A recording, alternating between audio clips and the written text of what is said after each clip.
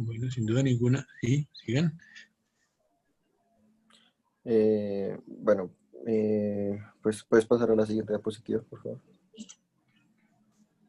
Bueno, pues aquí dice que cómo sería pues cómo es posible en la actualidad. Pues obviamente en la actualidad se sigue empleando la energía humana, especialmente, pues por ejemplo, si hablamos de las fábricas, de cadenas de producción en diferentes compañías, en diferentes industrias, podemos ver cómo se sigue empleando la energía humana para producir y para fabricar cosas, y en distintos ámbitos, en distintas cosas que vemos muy en el común al día y que tal vez muchas veces no nos damos cuenta, pero que siempre está presente como esa energía del ser humano y como ese trabajo y el aprovechamiento de los recursos físicos del ser humano.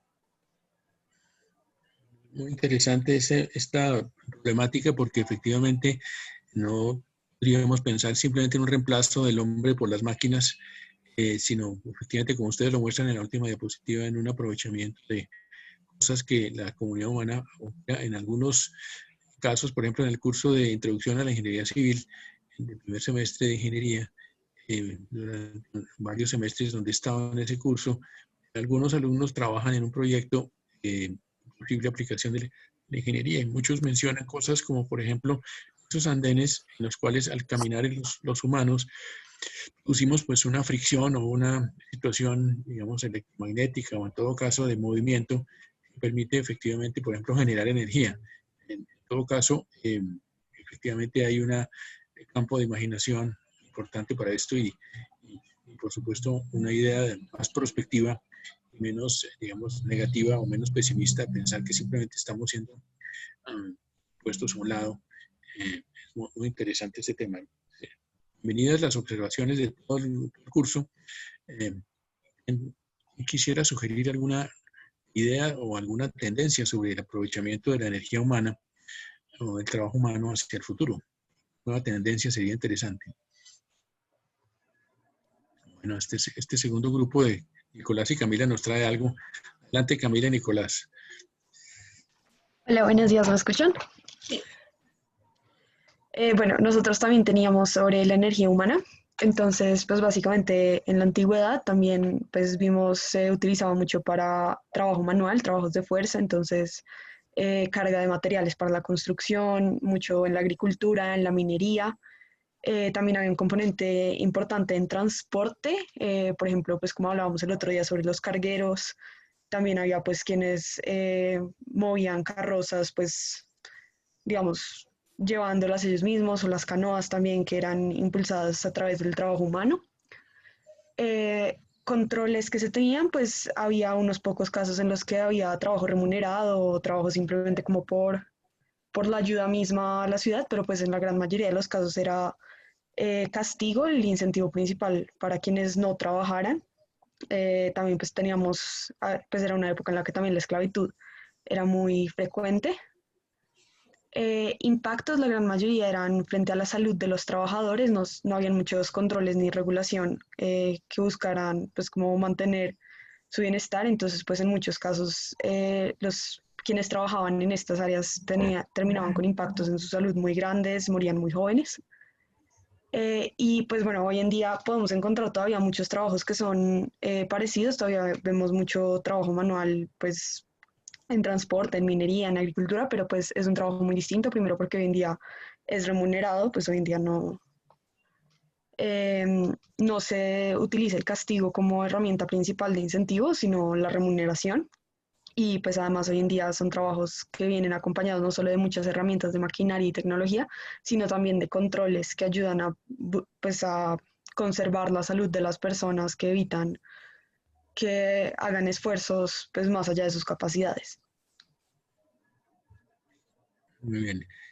Lo que Camila y Nicolás han planteado pues, sugiere precisamente en una dimensión adicional, no solamente la técnica, sino la organizacional o la social, que tiene que ver con esa forma como se crean efectivamente estímulos para el trabajo y efectivamente legislaciones u organizaciones que aprovechan el trabajo. Digamos que el trabajo humano requiere efectivamente unos entornos específicos que precisamente pueden contribuir, por ejemplo, lo hemos visto en la historia de la Edad Media, la presencia de los gremios, la presencia de la artesanía. Hay un libro bellísimo de Sennett sobre el artesano, sobre la mentalidad del artesano, sobre el valor de la artesanía, sobre el trabajo del artesano. Es un trabajo mental, pero también un trabajo manual, un trabajo instrumental. En la presentación anterior fue muy interesante el tema del desarrollo de las herramientas o los instrumentos. La sociedad humana ha precisamente multiplicado la acción humana o perfeccionado la acción humana a través de esos artefactos intermedios. Los antropólogos son expertos en analizar esa evolución antes de la máquina, digamos, pensemos en los pequeños artefactos que se van desarrollando. Pensemos, por ejemplo, los artefactos de la cirugía, los artefactos de la medicina, los artefactos de la odontología, la cantidad de artefactos que los distintos oficios y actividades tienen. Me parece muy importante entonces esa dimensión digamos, de creatividad que puede tener el trabajo humano, esa dimensión de visión del trabajo, como ustedes la han señalado a los dos grupos. Y efectivamente, una de las preguntas que uno se haría hacia el futuro es, ¿y cuál es el futuro del trabajo humano? ¿Cuál va a ser el nicho del trabajo humano? ¿Cómo va a sobrevivir o cómo se va a transformar el trabajo humano? Sería una gran cuestión. Bienvenidas observaciones o sugerencias. Sí, es curioso también como siempre estamos buscando reemplazar la mano del hombre a través ya sea como la elaboración ahorita de la robótica, el brazo mecánico, como pequeños detalles que siempre el hombre deja su marca y siempre ha estado realizando, como que siempre estamos buscando reemplazar, para que siento que habrá un momento en el que se va a sentir también obsoleta la mano del hombre, pero de alguna manera va a reemplazar como esa característica que siempre le da, como que las artesanías siempre tienen un carácter mucho más como propio de la cultura de la región o de la persona que lo está haciendo, que pues algo industrializado. Efectivamente, lo que comenta Gabriela es que parte de los procesos de transformación históricos tienen que ver con esa idea de que el trabajo humano tiene que dignificarse, tiene que reconocerse, que tiene que remunerarse, que tiene que estimularse, que tiene que entrenarse, que tiene que avanzar. Tiene que haber curvas de aprendizaje, el tema de la formación técnica, el tema de la formación en el trabajo. Es importantísimo, pero además tenemos el tema del arte y el tema de la artesanía, de cómo la creación precisamente agrega valor, precisamente está abierta, precisamente por fuera de fórmulas y seguramente por fuera de la fuerza bruta. Seguramente la creación es lo más opuesto a la fuerza bruta. Uno diría que el arte seguramente es lo más opuesto a la máquina en términos puros. En alguna medida el arte pues tiene un papel de liberación y de proyección y de visión y de extensión y de realización pues, importantísimo en esta historia. Pues, muy valioso lo que los dos grupos nos han presentado sobre la energía humana. Digamos, Eddie. Vamos entonces con el grupo 6.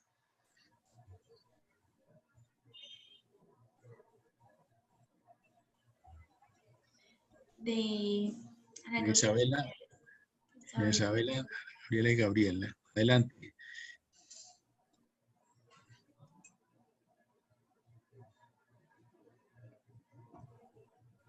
Ana. Adelante. Hola, ¿será que puedes pasar a la siguiente diapositiva? Sí, dale. Bueno, nosotros básicamente lo que hicimos fue como investigar un poquito acerca de como la historia de la energía. Entonces comenzamos desde el fuego hasta llegar a la energía que utilizamos hoy en día, pasando por el descubrimiento del carbón y todas las energías fósiles. Entonces, pues para poder llegar finalmente como a las energías renovables que estamos viendo hoy en día, las cuales las más conocidas son la eólica y la solar, que son a base de pues uso solar del sol y el viento. Pero también encontramos dos energías nuevas que no son tan conocidas, como el biotanol, el cual saca provecho de los desechos y basuras, y también tenemos la energía geotérmica, la cual toma el calor del subsuelo para climatizar el agua y obtener un agua potable de manera ecológica, que puede ser utilizada, la verdad, en cualquier momento. Entonces, básicamente lo que se hace es que se cogen unas bombas geotérmicas y se regula como el calor del agua que se coge del subsuelo para poder utilizarla, digamos, en verano de una manera fría Y en invierno lo que hace la bomba geotérmica es como mantener el calor como natural del agua para poder ser utilizada. Este tipo de energía fue primero descubierta en Suiza, la primera vez que se utilizó. Y básicamente pues estas fueron como las energías y las nuevas opciones que encontramos. Bueno, pues evidentemente lo que ustedes tienen es un panorama de la transformación de la sociedad con la transformación del uso de la energía. Seguramente unas sociedades futuras con otros niveles de conciencia y otros tipos de actividad. Un punto que ustedes tocan ahí es que las energías limpias serían una cosa, llamémosla, importantísima hacia adelante, y uno diría que asociado a eso mismo estaría una conciencia de eficacia en el uso de la energía o conciencia sobre el no despilfarro de energía. El debate norteamericano de Trump-Biden tiene que ver con esa misma situación. Digamos, Biden, ya lo hemos mencionado, por ejemplo, diciendo que tenemos que usar el tren, y Trump, por supuesto, defendiendo el American Way of Life, sin pensar en que las personas o los grupos tengamos que tener restricciones. Entonces hay un sentido como de un lado de apropiada tecnología en sentido técnico, en sentido ambiental, pero también habría un lado de conciencia de la colectividad o de los usuarios sobre cómo, al ser los demandantes de la energía o los transformadores de la energía, pues tenemos que interactuar con ese sistema, porque no es un sistema, digamos, abstracto de unas máquinas o de unas tecnologías, sino es un sistema que está en interacción precisamente con la sociedad. El tema de tecnología y sociedad es un gran tema académico, histórico, político, y efectivamente ustedes han tocado varias de esas dimensiones en esta presentación. Eh, Bienvenida a la siguiente presentación, entonces, para la que la miremos el otro grupo que ha trabajado el mismo tema.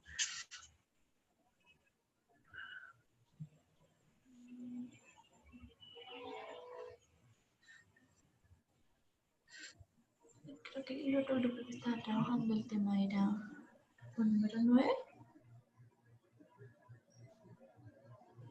Muchachos, por favor, faltan... Ah, no, sí está fácil. Falta que pongan todos los grupos, todavía hacen falta varias entradas. Entonces, sigamos con esta, con el animal, porque había otro grupo que estaba trabajando en la misma pregunta, que era el grupo número 12. Ah, aquí está. Ay, perdón, no lo había visto. Entonces, Ok, sí, ahí me escuchan bien. Sí, te escuchamos bien. sí, adelante, María José. Bueno, entonces siguiendo como con lo que dijeron mis compañeros, nosotros encontramos también que hacia donde se dirigen las nuevas producciones de energía es hacia las fuentes de energía limpias, sobre todo las renovables, como lo son la eólica, la solar y las procedentes de las mareas. Esto precisamente con lo que decía Hernando de generar conciencia, a lo mejor en las futuras generaciones, con la intención de un compromiso para cuidar el medio ambiente y pues proceder a lo que ahora está como tenía en cuenta sobre la sostenibilidad. Nosotros encontramos una propuesta actual denominada hidrógeno verde, que es producido a partir de la energía eléctrica y que se produce basado en insumos sostenibles como el agua, el sol y el viento. Este proyecto permite producir gases de oxígeno y de hidrógeno que no dañan el medio ambiente y que están directamente relacionados con reservas potenciales de energías renovables, con lo cual se predice una reducción de alrededor de 9 millones de toneladas de CO2. Y bueno, a continuación mi compañero les va a hablar sobre la evolución de la energía.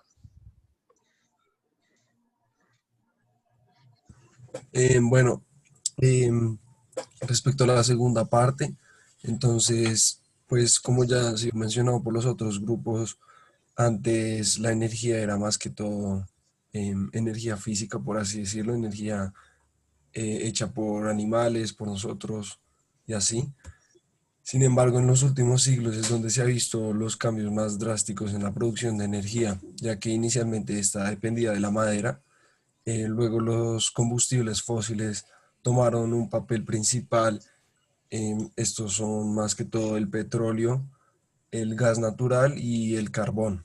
Entonces estos han sido utilizados durante los últimos siglos de una manera muy grande y que cada vez más crece, hasta llegar a producir 40 cuatrillones de BTU, que es una unidad de energía, lo cual es mayor que cualquier otra forma de energía jamás producida por cualquier otra cosa en la Tierra. Sin embargo, durante las últimas décadas sí se ha visto que se ha cambiado un poco, ya que ha bajado un poco más la producción de energía de estos combustibles fósiles y, y ha empezado más la producción de combustibles, la producción de energía mediante energías renovables, principalmente la hidroeléctrica y nuclear, aunque la solar y la eólica también han sido importantes. Pues finalmente se ha descubierto que muchas otras energías serán más eficientes, como la geotérmica y la de marea. Sin embargo, esta es muy poco aplicada en el mundo hoy en día. Y según la US Energy Information Administration, en este país continuará el predominio de la energía de combustibles fósiles, ya que es de menor costo y es bastante eficiente, aunque en muchos otros países sí se ha visto muchos cambios en la transición a la energía renovable para contrarrestar el cambio climático. Por ejemplo, en Islandia, el cual el 25% de la producción de su electricidad es por el método de la energía geotérmica. Pues esta presentación es muy interesante porque nos muestra precisamente esa complejísima presencia de múltiples tecnologías. Digamos que, por supuesto, en la antigüedad ha habido diversas tecnologías y se han mezclado algunas, han competido algunas, pero estamos en un momento donde hay muchísimas que están, digamos, aparentemente creándonos una dificultad de entender cómo se van a mover unas predominando sobre otras y cómo están los distintos factores actuando para que eso sea así, cuáles son los factores políticos o culturales o de mercado o tecnológicos que están impulsando para que esto se mueva en una dirección. Me llama mucho la atención precisamente pensando en que hay personas trabajando en estaciones espacial internacional, como la carrera espacial depende, por ejemplo, de unas formas de energía muy eh, nuevas, que son precisamente esa forma como estamos aprovechando combustibles para esos cohetes, el tema de la masa, del consumo y de la potencia de esos combustibles en esos cohetes, pues se ha sofisticado enormemente. Es crítico para poder dimensionar la trayectoria y las etapas y los módulos que esos cohetes pueden tener, y crítico en términos de espacio y de costo y de riesgo, pero igual más adelante la utilización de energía solar en esas estaciones espaciales y en estos sistemas que efectivamente, digamos, es absolutamente fundamental. La carrera espacial no funcionaría si no hubiera una manera de entender el uso de la energía muy, muy distinta. Yo creo que una de las cosas notables de estas generaciones que se están viviendo ahora es que hay un grupo de empresarios muy creativos, pensemos en Elon Musk, pensemos en la utilización de los carros eléctricos, Tesla, etcétera, donde se está viendo efectivamente que la necesidad angustiante de tener una reacción frente al cambio climático y al deterioro ambiental implica un cambio muy rápido en las alternativas tecnológicas. Yo tengo la intuición de que esto posiblemente se esté dando y sería muy bueno que le levanten la mano y participen los que quieran añadir a estas percepciones. De lo que estamos hablando nosotros son como percepciones de tendencia, son como anticipaciones, son como hipótesis de qué cosas que se podrían estar dando. Digamos, esa manera de anticipar los futuros es muy interesante. En el caso de la Universidad de los Andes es interesante que en los años 70, con la crisis energética mundial, precisamente, llegaron ecos a todas partes sobre las tecnologías apropiadas, esas tecnologías que ayudarían a tener a nivel local una sensatez en cuanto a cómo usar algunos medios, cómo transformar algunas situaciones a partir de ciertos recursos particulares que hay en una región normalmente limitados, normalmente en zonas rurales, normalmente con técnicas que tienen que ser más simples o más básicas. Y, por ejemplo, los molinos de viento que desarrollaron en el Departamento de Ingeniería Mecánica de los Andes, los arietes, muchísimas soluciones que después se aplicaron también en el centro, las gaviotas, que queda cerca de los Andes, se han aplicado pues para muchísimas utilizaciones de energía. En todo caso, lo interesante de esa anécdota es pensar que aunque existan unas fórmulas internacionales o globales, empresariales o corporativas como más glamorosas, existen también la necesidad de fórmulas locales y de tecnologías locales, los campesinos, que los habitantes, que las personas comunes tengan más cerca y que efectivamente tengamos entonces una condición de relación del hombre con la tecnología y con su bienestar pues, muchísimo más generalizadas. Por eso el papel del conocimiento es crítico en ese sentido, digamos, por reconociendo tecnologías avanzadas, complejas, nuevas, o reconociendo tecnologías tradicionales y, o, digamos, en todo caso, proporcionando la capacidad de la persona o de la comunidad a la tecnología. Esa conexión entre tecnología y sociedad, como dijimos hace un momento, pues se vuelve un objetivo muy importante. De hecho, es uno de los justificaciones de un curso como estos. Magnífico. Sigue Gabriela.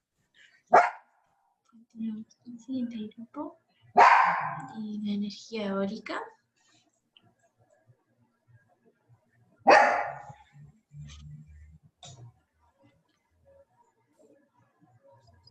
Entonces es Camila Velázquez, con Felipe García y Sebastián Duque. ¿Sí me escuchan? Sí, Sebastián, adelante. Juan Felipe, pero bueno, entonces primero vamos a hablar del origen de la energía eólica, el cual el primer uso que se le da a la energía eólica data de 4500 a.C., el cual los egipcios lo usaban para la navegación marítima principalmente, entonces usaban el aire para moverse sobre el mar. Después, uno de los símbolos más importantes de la energía eólica, que son los molinos, el primero de estos se tiene referencia a él en Afganistán en el siglo VII, donde principalmente se usaba de forma de agricultura para moler el trigo y la extracción de agua. Como ya mencioné antes, los principales usos que se le daban a la energía eólica eran para la navegación marítima, la agricultura, para el manejo de cultivos y por último, y que es algo más reciente, para el bombeo de agua, para llevar agua a lugares donde escasea mucho esto. Bueno, actualmente la energía eólica se usa como una fuente de energía eléctrica y es sostenible, limpia y renovable. Esto hace que sea una de las mejores fuentes de generación de electricidad, una de las mejores fuentes de generación de energía en la actualidad. Los mayores productores del mundo son Estados Unidos, Alemania, China, India y España. El 3% de la energía que se usa mundialmente es eólica y se espera que para este año aumente al 5%.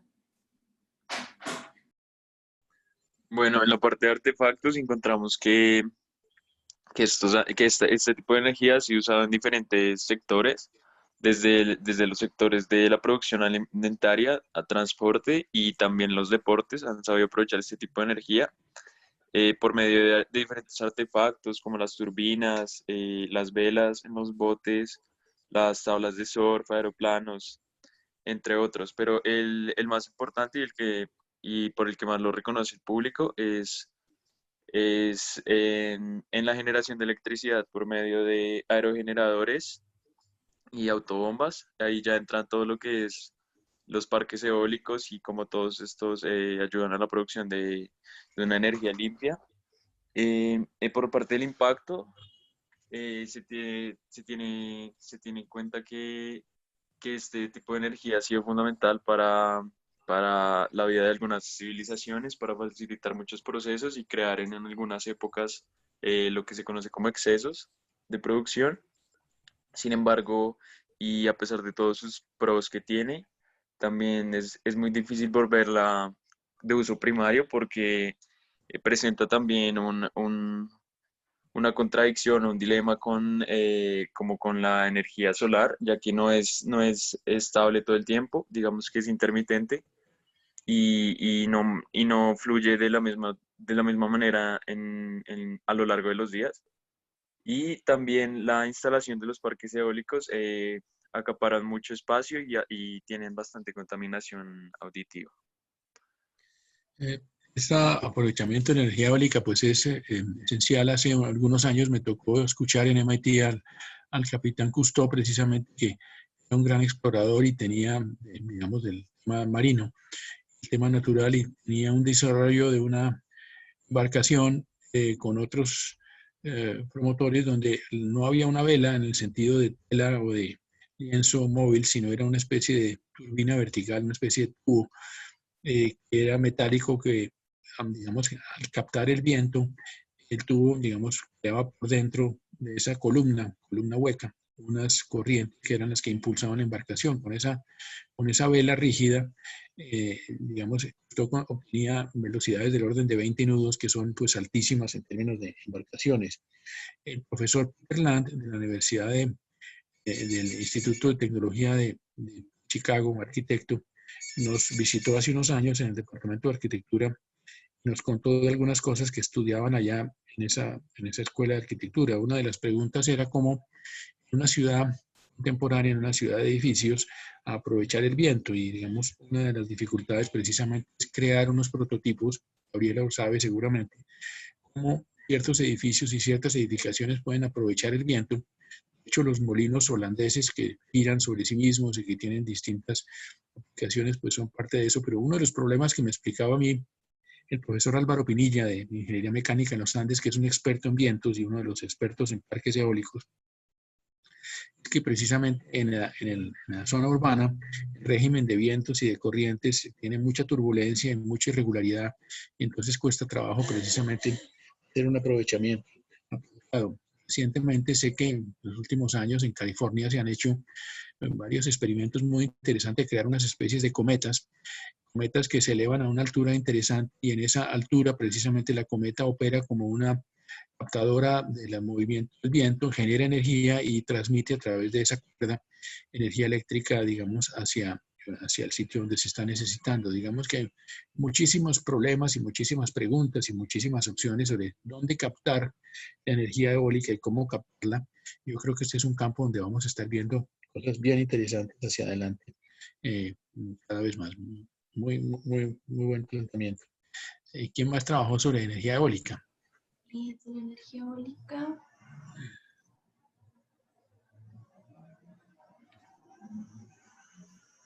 Aquí. No hay otro tipo que se trabajaba la energía eólica. Bueno. Sí, Entonces, acá está. Perdón. Juliana Felipe.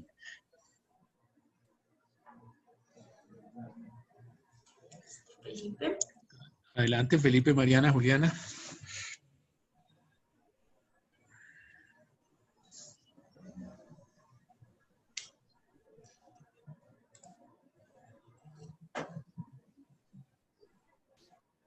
¿Aló? ¿Se escucha? ¿Aló? Sí. Ah, ok, es que estaba programando. Entonces, hoy vamos a hablar sobre pues, la energía eólica, en qué situaciones se usa, con qué artefactos e impactos. Entonces, pues la energía eólica pues más moderna, pues ya pues como dijo el grupo anterior, ha sido utilizada desde la antigüedad como para impulsar los barcos, como para hacer las maquinerías de los molinos, etcétera. Pero pues hablando más como de la energía eólica como la conocemos hoy en día, pues el norteamericano Charles F. Brush construyó la primera máquina considerada como aerogenerador de electricidad, que es, pues, es más lo que conocemos como energía eólica hoy en día. Y pues no fue hasta el 1957 que el ingeniero Johannes Joule fabricara el primer aparato para la corriente alterna. Entonces, como dato, la energía eólica sabemos que actualmente suministra más del 3% del consumo mundial de la electricidad y se espera que pues, para este año se supere el 5%. Entonces, pues, hablando sobre el futuro a más largo plazo, la Agencia Internacional de la Energía prevé que la energía del viento pueda cubrir el 9% de la demanda eléctrica y más del 20% en Europa, que pues ya es un avance mucho más notable al que tenemos hoy en día. ¿Puedes pasar a la siguiente? Bueno, entonces pues hay un creciente riesgo económico y pues de mayor complejidad de usar esta energía. Hay muchos desafíos, permisos y amenazas y pues también algunos como inconvenientes que tiene es que pues el viento claramente no es garantizado, o sea, el viento es relativamente impredecible, entonces por lo tanto no siempre se cumplen las previsiones de producción. La energía no se puede almacenar, sino que debe ser consumida básicamente de manera inmediata. Y pues también sabemos que los parques eólicos pueden tener un impacto negativo a las aves, en especialmente las aves nocturnas. Pero también como resalto positivo, como dijo el grupo anterior, no contamina, es una energía limpia, energía renovable, que pues se espera utilizar hacia el futuro.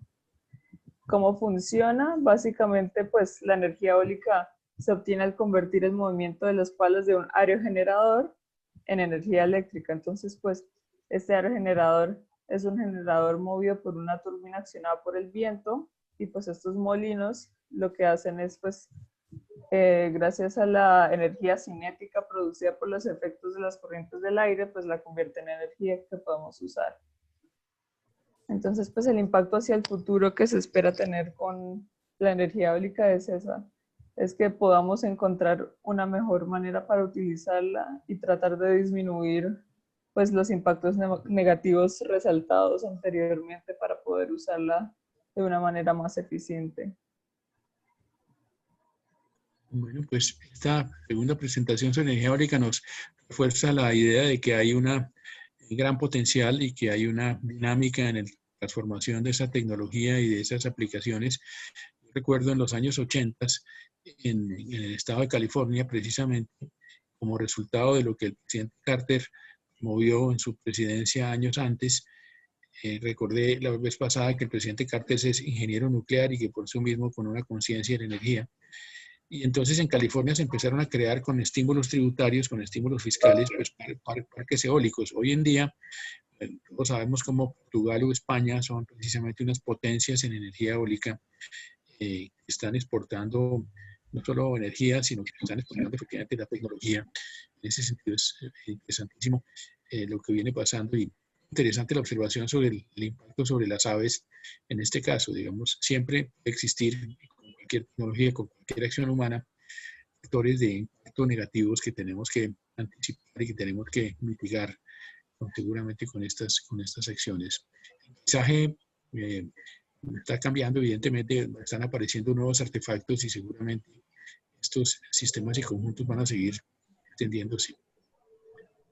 Sigue Eddie.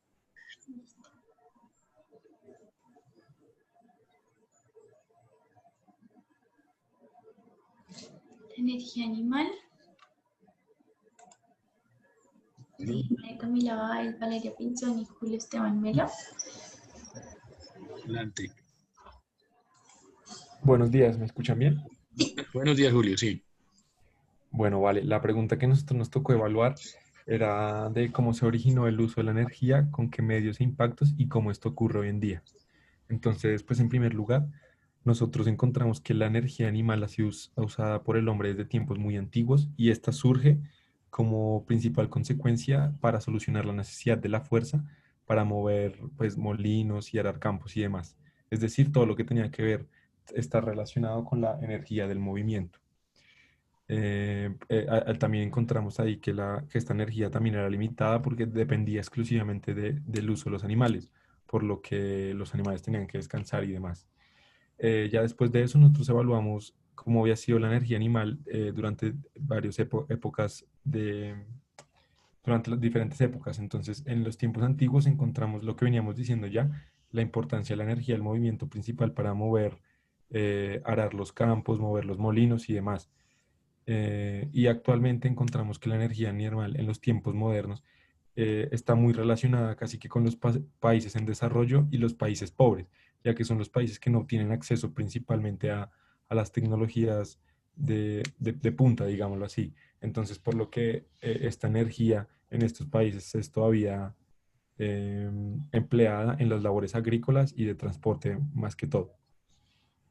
Ya después evaluamos las nuevas aplicaciones que podría tener la energía animal a futuro, y lo que encontramos es que con las crecientes tendencias de las energías renovables y limpias, la energía animal vuelve a tener un protagonismo especial, y un protagonismo especial, principalmente por la obtención de electricidad. Y en ese caso encontramos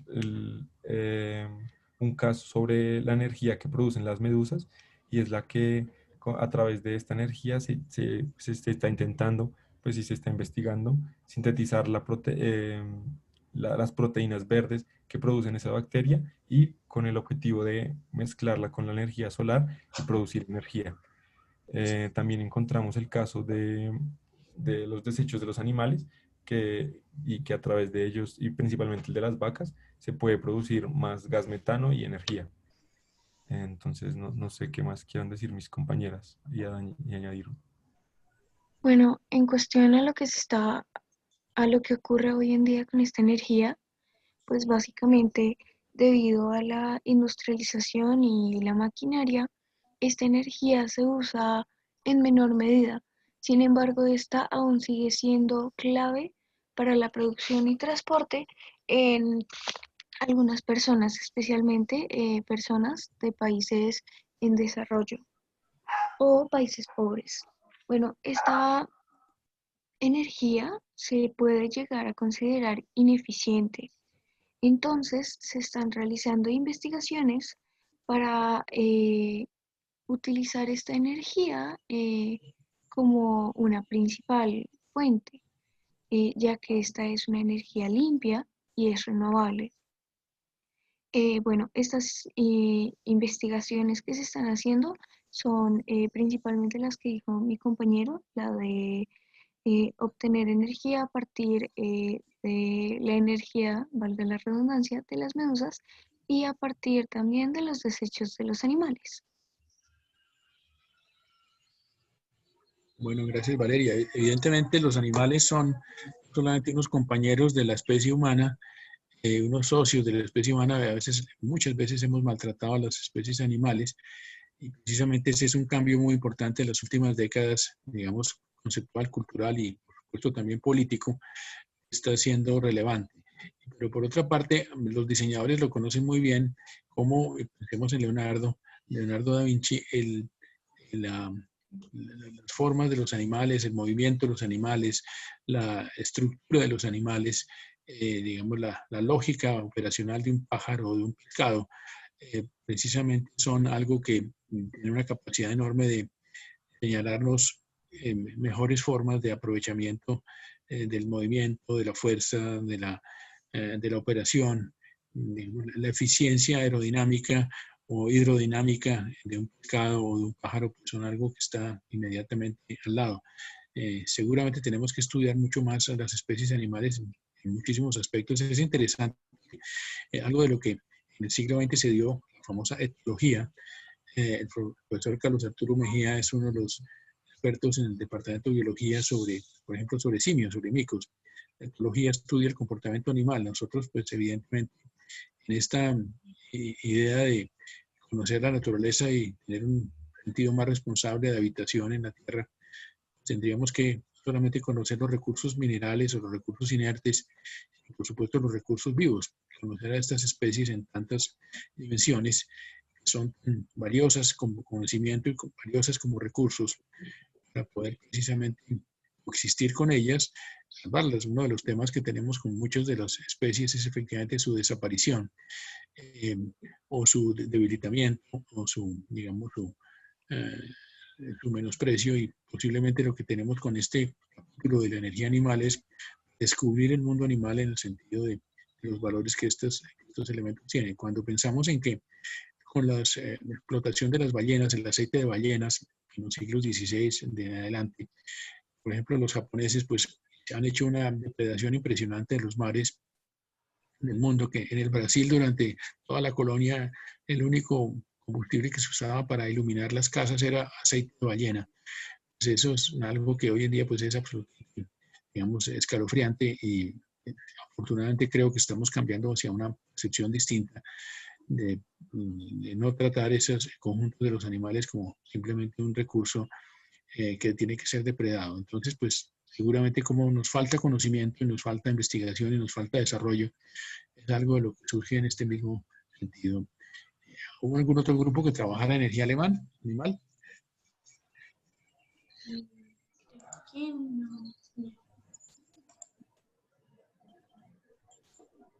No, no, señora.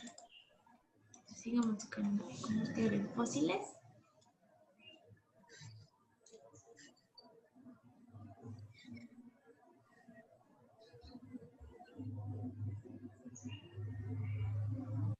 María Paula Martínez, Carlos y Antonio.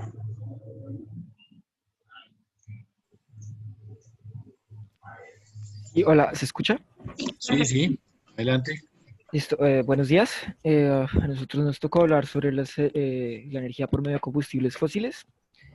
Y pues bueno, en combustibles fósiles por lo general podemos hablar de tres, las cuales son el carbón, el petróleo y sus derivados y el gas natural. Y pues bueno, con base a la historia podemos hablar de que las energías fósiles se vienen utilizando desde hace mucho tiempo. Hay registros incluso de que en épocas de Babilonia se utilizaba ya el petróleo como materia prima para algunos usos como lo pueden ser la construcción de carreteras o su implementación en antorchas para permitir que el fuego durase por algún periodo más extenso de tiempo. Pero en cuanto a su origen, podemos hablar de que todos estos combustibles fósiles parten desde la creación de materia orgánica, desde la descomposición de la materia orgánica, como lo pueden ser restos de plantas y animales hace muchos, muchos años, y que con el tiempo la sedimentación ha hecho que se descompongan y esto da origen a estos tipos de materiales. Su uso como tal en gran escala se puede decir que inició en Europa, en donde el uso del carbón principalmente en Inglaterra con el tiempo dio origen a la revolución industrial y que esto dio origen a un boom en cuanto al uso de este tipo de energías para el uso industrial, ¿no? En cuanto a los métodos de extracción, podríamos encontrar que hay varios de ellos. Por el caso del carbón se obtiene por medio de las minas, en donde se mina el mineral, valga la redundancia, y para extraer el material. En caso del gas, también se utiliza de la misma forma, se encuentra un pozo donde se encuentra el material y se extrae. Y al igual que con los otros dos, el petróleo es de la misma forma, pero en este, dado la naturaleza del material, que es un poco líquido, por decirlo de alguna forma, se extrae de las dos formas. La primera es una que es la convencional, por decirlo de una forma, en donde se encuentra un pozo literal, el pozo del petróleo almacenado, y otra es cuando el material se encuentra disperso, que es donde ya se pasa a métodos no convencionales, entre ellos el fracking, que tiene algunas consecuencias ambientales, de las cuales hablaremos ahorita más tarde.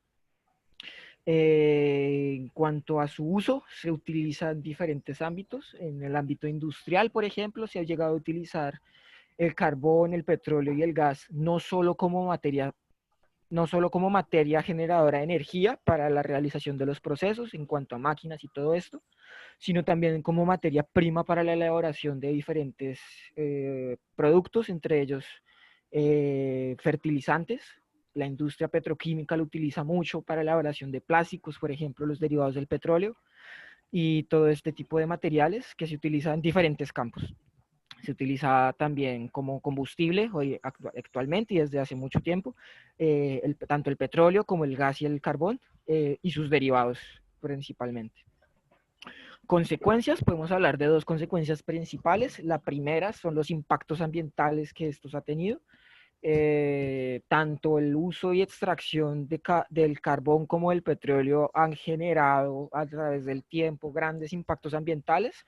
Podemos hablar en Inglaterra que el auge del carbón causó no solo una capa de polución durante mucho tiempo dada la quema del carbón, sino también la deforestación del país. Y por el lado del petróleo podemos hablar que la excavación de los pozos petroleros genera un gran impacto ambiental en el sitio donde se está excavando y extrayendo el petróleo. Además, por lo menos en el caso colombiano, se puede hablar que los derrames de petróleo han sido causante de graves daños ambientales, y no solo en el caso colombiano, sino alrededor del mundo. Los derrames petroleros en el mar han causado grandes daños a los ecosistemas. Y esa sería una de las consecuencias, la consecuencia negativa, por decirlo de alguna forma. También podemos hablar de una consecuencia positiva, en donde se puede decir que el implemento y el uso de este tipo de combustibles y energías ha generado un incremento en la productividad industrial exorbitante. Por ejemplo, en la revolución industrial, el auge de este tipo de combustibles conllevó a un incremento en la productividad industrial de forma muy elevada, por decirlo de alguna forma, valga la redundancia en forma. Bueno, pues listo, esas serían las dos conclusiones. Y en la actualidad podemos hablar de que hay dos tendencias. Una es el incremento del uso de estos combustibles, dada la demanda interna de los hogares, tanto como también de las industrias, para incrementar la productividad. Uno, y dos, también existe una tendencia a dejar el uso de estos combustibles, dado los impactos ambientales, por el uso de algunas energías más renovables, más limpias. Y listo, eso sería todo. Gracias. Gracias, Carlos. Gracias, Carlos. Precisamente, tomando las últimas palabras de Carlos, esa situación hacia futuro, pensemos que, por ejemplo, Ecopetrol está interesada en energías alternativas.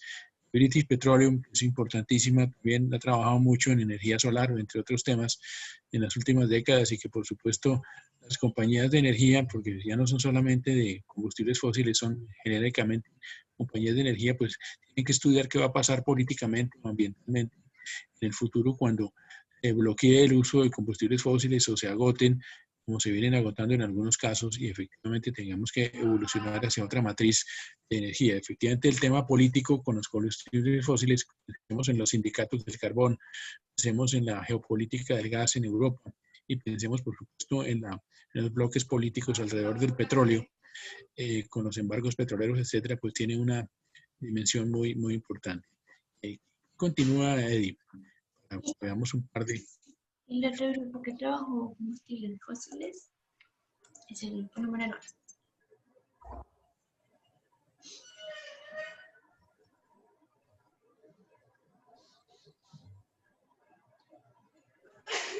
Buenos días, ¿ahí me escuchan? Sí, escuchamos. Bueno, pues básicamente, como mencionaba el grupo anterior, partimos de que los combustibles fósiles están divididos en tres partes, ¿no? Pues el carbón, el petróleo y el gas natural, y sería lo principal, ¿no? Básicamente, estos combustibles fósiles se forman mediante un proceso de descomposición de la materia orgánica, y la imagen que ven a la derecha es para ilustrar un poquito y que se den cuenta que el mito de que el petróleo está conformado principalmente por restos de dinosaurios, o sea, por fósiles de dinosaurios, pues no es tan cierto realmente. Lo que sucede es que sí hay una pequeña parte, pero más que todo es materia orgánica como animales muertos, y sobre todo el petróleo se da, en este caso, bajo unas condiciones de descomposición muy específicas y complejas. Es decir, por ejemplo, hay que tener en cuenta la descomposición, la sedimentación, el enterramiento y el sepultamiento tienen que tener unas condiciones específicas. Por ejemplo, para el petróleo, grandes muertes de algas y animales pequeños en cuerpos de agua, después deben ser enterrados rápidamente debajo de rocas poco permeables que no permitan que los residuos se escapen. Y luego esto va a dejar una capa gelatinosa que, pues por la presión y por el calor de la tierra, se va a convertir en lo que conocemos en petróleo. Luego sigue ya mi compañero, Juan David. Vale, listo.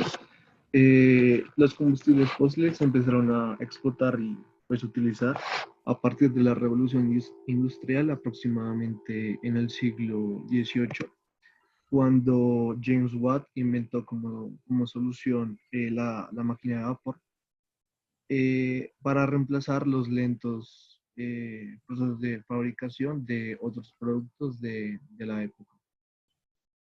Y seguimos con los medios, los artefactos. Carlos.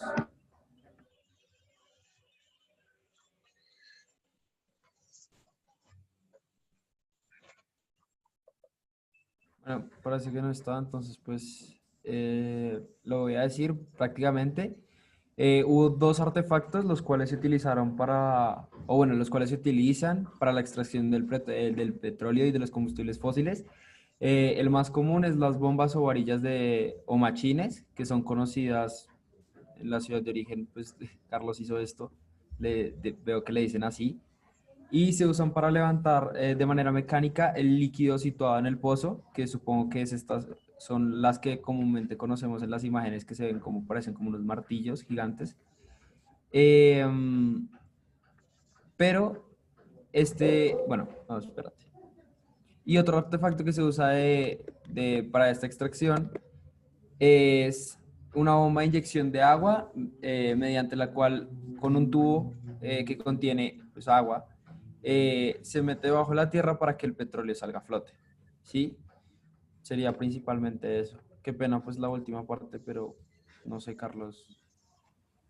Y pues finalmente su uso contemporáneo se relaciona con la utilización de combustible para los motores de combustión interna.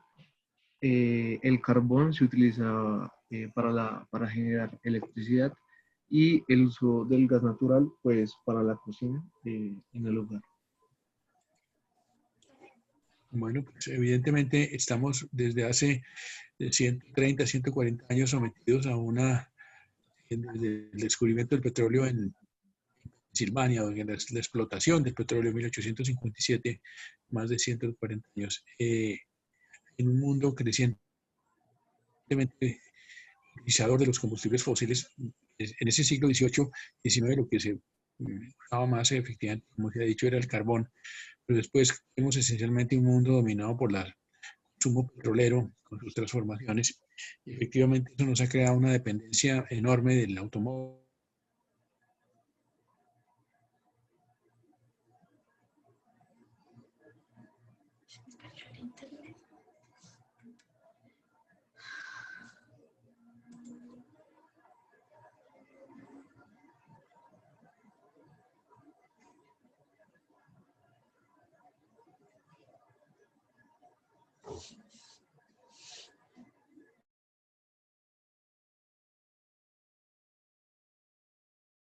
Sesión continuaremos con la discusión de algunas de las presentaciones que no se alcanzaron a ver hoy para que intercambiemos.